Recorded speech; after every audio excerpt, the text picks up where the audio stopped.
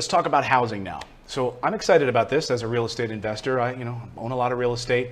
That's what our company does at Morris Invest, build properties and sell them, with tenant in place in some of the best recession resistant areas of the country. So we'll watch this data very closely, and I'm passionate about real estate. And if you were thinking about selling your home right now, holy smokes, folks, now might be the best time ever. Take a look at these prices right now.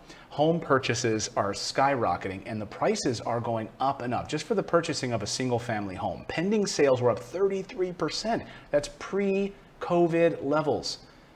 Look at that. We were set to have one of the best springs in housing history until the market took a dive. But it didn't hurt home prices. People were doing virtual tours and other things. It didn't hurt home prices. In fact, they're higher now. So listen to this. Pending sales were up 33%. New listings increased 36% from April to May. Home prices nearly flattened, but they're up about 0.5% from last year. Home prices are higher right now than they are last year, during one of the best economies we've seen in recent memory. Why? Well, a couple of reasons we'll get to in a second. But right now we're seeing bidding wars. We're hearing from one realtor who said bidding wars are, quote, bananas with homes right now. They're flying off the shelves. Sales prices are up 3.1%. Asking prices are 9.9%. New listings are 15% below last year's levels. That means the demand is there. We don't have the inventory. I think a lot of people maybe are scared their house wouldn't sell, so they're not listing their house. They're just kind of sitting there on it thinking, well, should we sell this thing? I don't know. Coronavirus, they're scared of it. There's such a demand that if you put your house for sale right now, you'll probably get multiple offers. So we're seeing that all through the Catskills, the story I brought you last week about the Catskills and how realtors there have never seen anything like it, that people are leaving the big cities, looking to move into the mountain areas, and they're getting multiple bids on properties, which they usually just receive one bid on a second home or a cabin.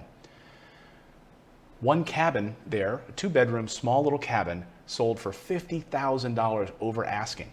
$50,000, and they had 6 different bids. And they all came in above asking. Some are now, we saw this even before the coronavirus, Boston, people waiving inspections just so they can get a bid in and beat out a prospective buyer who wants an inspection. Like, hey, I'm not going to do an inspection. I don't know if there's any cracked foundation. I don't care. I just want to get my bid in and accepted. I'll deal with the fact that the foundation crumbles later, which is insane. So new listings up still 15% below last year's levels. More listings are set to hit the market soon. And a lot of people had some health concerns, obviously, during the virus. They didn't want people traipsing through their house, coming through, coughing on people. And, is this where they sit in the living room? Cough, cough. I don't know that I'd want that either. But now that we've reopened and we're taking social distancing and mask wearing, and realtors are taking those precautions, we're seeing an onslaught. Many renters, though, in the city are buying in more affordable outlying areas. This is also driving up the demand. So where people were in those crowded cities and where they felt like, oh my gosh, why do I want to be in this city during this coronavirus? Do I want to live in this place? I want to get out. Now, because they can get really affordable mortgages, millennials are saying, let's just get out of New York City. Let's get out of Seattle. Let's get out of Chicago. Let's go to the suburbs where we can get an affordable house. We're basically paying nothing in our mortgage because interest rates are so low. It makes more sense for us to buy. It also makes incredible sense right now to refinance.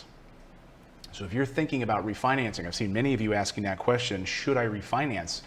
I mean, why not?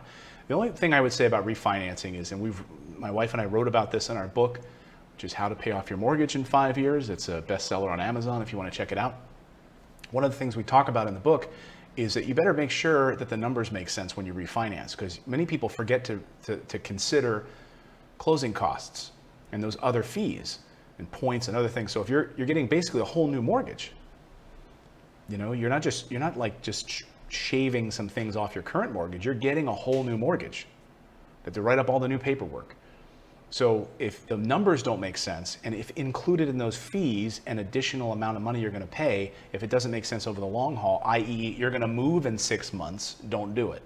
But please run the math. Make sure that the interest rate difference is enough to make it worth your while in refinancing. Like if you've got a 6% mortgage right now, interest rate, and you can get it for 3%, I'm going to go out on a limb and say that's a pretty good deal to switch that out. But if you're at 4.5% and you can get 3.9%, the amount of money you're going to pay in closing costs and all of that might not make sense. So you really need to pay attention to those numbers.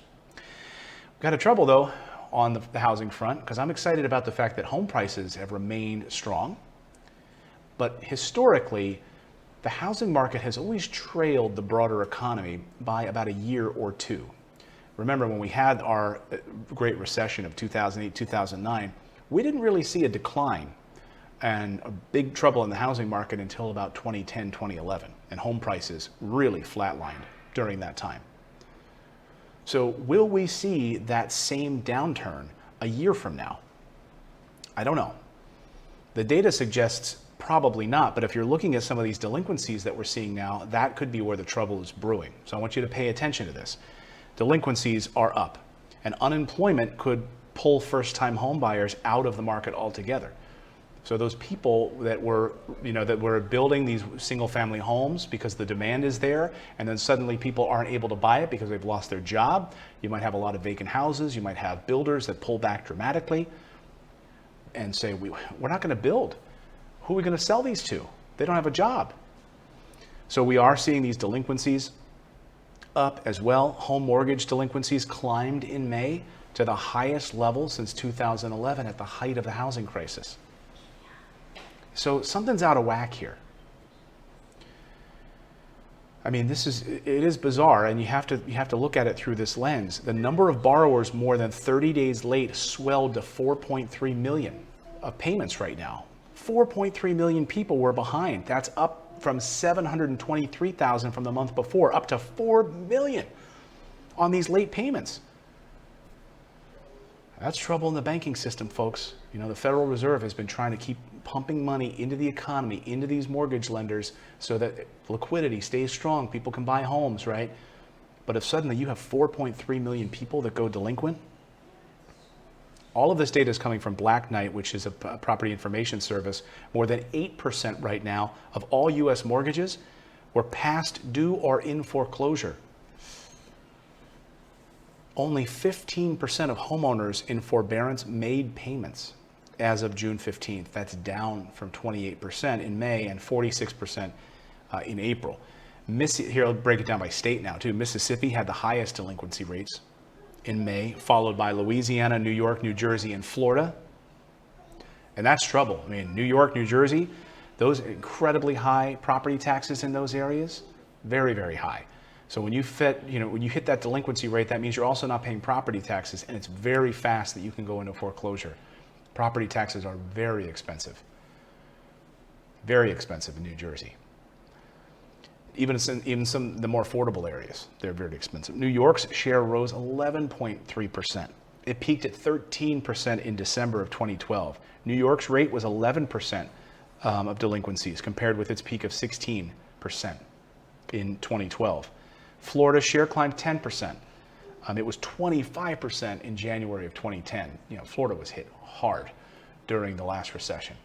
So folks, delinquencies up, and what else do we have a problem with?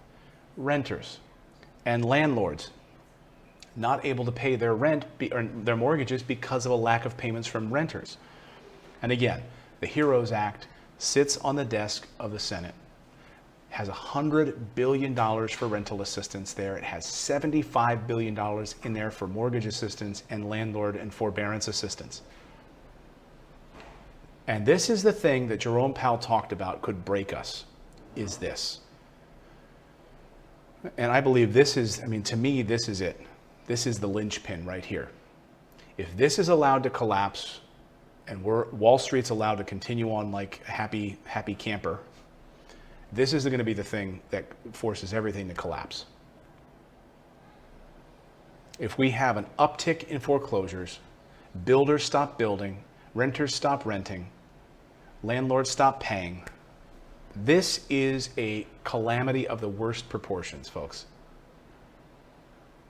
So it's okay for us to be jubilant right now about these home prices. I'm excited about the fact that home purchases are up. People are buying homes. They can afford to, great. They got approved for a mortgage in this climate, great. That means the bank is being careful, looking at their numbers, looking at their data, they're giving out mortgages, they're buying homes. People are able to sell their homes, they're able to make a profit on the home because they're up, home prices are up. Great. But what about the other people? What about the other people right now who can't afford to pay rent and who can't afford to pay their mortgage and these homes go into foreclosure? I didn't think it was possible that we would see an additional foreclosure crisis. Especially in the residential side, I thought there were so many protections put in place. People really had to prove that they had a job. They really had to prove that income. We did not do what we did in the 2007, 2008 era.